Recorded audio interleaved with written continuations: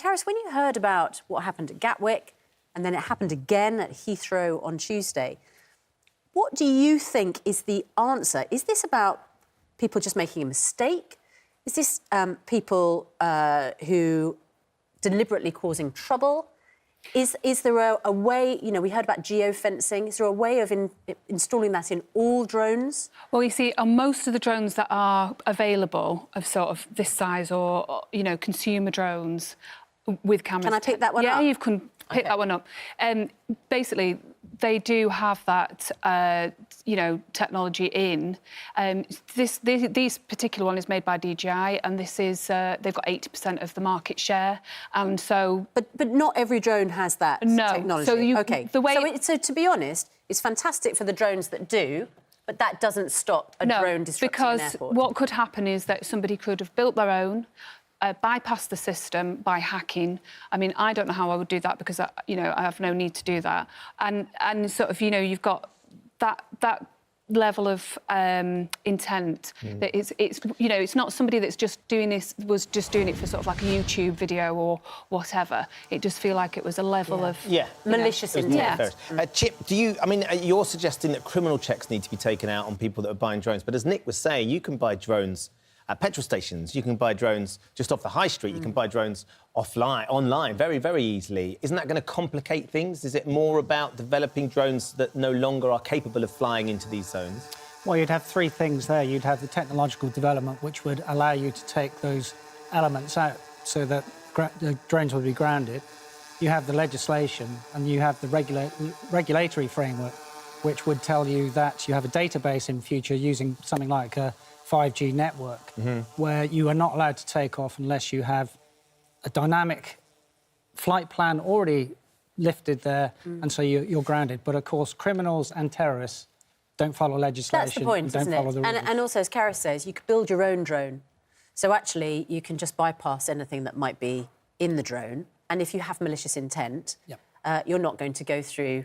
you know, criminal background check. Yeah, that's right. And therefore, you have to look at how do you mitigate this. Now, the real problem at Gatwick and Heathrow was that if your prime function is to fly aircraft, you should have had a risk register which said we need to have a mitigation for drones, because we've known that IS, for example, have had drone capability for 4 years. A drone landed on the White House in January 15. We had the drone attack in Venezuela on Maduro, the president, in August last year. That has been a real problem, and they should have dealt with that, all the airports, and policy in the government. But the mitigations are there with the things that they deployed at Heathrow yesterday. So you can detect these by radar out to 6 miles. You can track them using electro-optical cameras, which use the heat signature, and then you can disrupt them by radio frequency jamming. And it's significant that I've said disrupt and not destroy. Loads of people getting in touch with this. Joseph says, I'm currently one of the youngest fully qualified remote pilots in the UK. Frankly, I think the whole thing is absurd. Why ban responsible users? Because of an extremely limited number of people who break the laws. But at the same time, Dot says, something needs to be done. There's also an invasion of privacy. I was on my balcony on holiday and one kept hovering in front of me. And that noise of the drone flying that we can hear when it's taking up is something that is a real constant when you can see and hear them. And in the wrong hands, the problem is, Carys, there's yourself, there's Joseph, who are flying the responsibility and do it professionally. But there are people that aren't, that are causing all these problems. I think what's happened is that the market has exploded and there hasn't been enough education. So as soon as I became professional, well, actually, as soon as I bought one, I went on a course because I wanted to be professional. I had then more sort of like guidance and things that I had to adhere to. So what makes a difference? You see, what we should be saying is that they're not toys and that people need education. Yeah, but, I mean, Chip, I think the point is, you know, we're not worried about professionals like Carys. We're worried about the people who are going to bypass all of the regulations. And you mentioned that they can be tracked and they can be disrupted. I think what people are asking is, how come that technology is not already in all our airports? Why are we behind the curve so that thousands of people didn't go on holiday just before Christmas and then on Tuesday, another, you know, how many thousand people were disrupted again? Well, the simple fact is it should have been. So if you look at the most disruptive thing to airports in the last 10 years, it was a volcano. And, of course, the volcano closed British airspace for 6 days. Yeah. That led to £130 million worth of loss of air travel each day and £6 million for travel companies.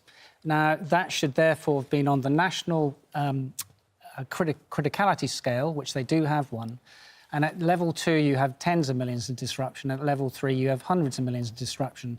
So in policy terms, to not have had that criticality scale and the policy in place to deal with this has been a real failure.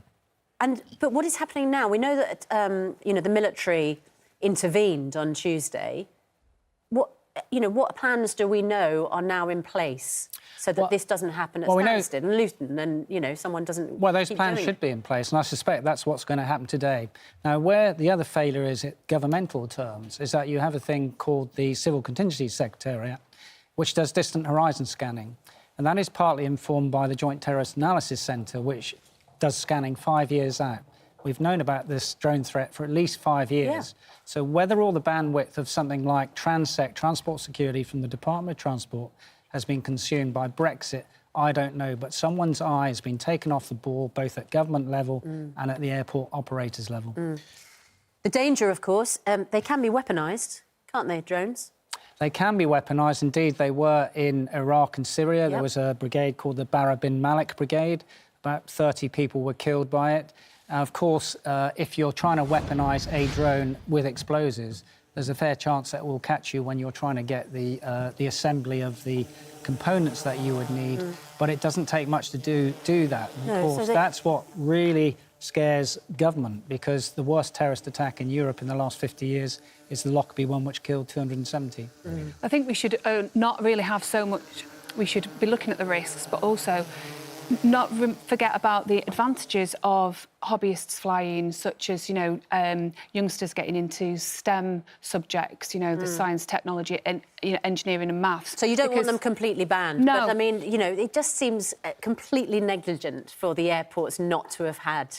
as you say, if we've known about the risk for 5 years, it's extraordinary that the Department of Transport hadn't done more to make sure that that didn't happen. And then after Gatwick, that they didn't do something to make sure other airports wouldn't be disrupted. Really frustrating. Jimmy says flying them over airports is illegal. Banning them would solve nothing. Also, why penalise many RC modellers? How do you differentiate between a drone... What, modellers? RC modellers. Oh, remote control, right, yeah. Control modellers. Differentiate between a drone, i.e. a quadcopter, versus a remote control plane or helicopter. Banning them's not the answer. Lots of people as well, because this is your job as well, Carys. Yeah. Lots of people enjoy flying the drones because they love photography. This is Dave. And videography. I love the different perspective drones can give on a subject. Obey the drone code and never fly near sensitive areas or the public. Chip, the fact of the matter is, I don't think we ever saw the evidence of the Gatwick drone, did we? There were perhaps 70 sightings reported, but nothing caught on camera, as far as I'm aware. You could disrupt an airport simply, as we know, by reporting with a suggestion. A sighting of a drone. Yeah, I think that's right. I mean, I always say that 60% of reports are either wrong, misleading or inaccurate. Still doesn't take away from the fact that there should have been a plan to mitigate any risk from a drone which may or may not have been there in the future. Yeah. Now, there is actually a drone regulation bill going through Parliament at the moment. It has its second reading next week on the 15th. That will deal with some aspects. It will look at the age, it will look at the weight of these things. But as you say, it's the terrorists and the criminals that you need to disrupt, not the legal people who want to use them as hobbyists or professionals.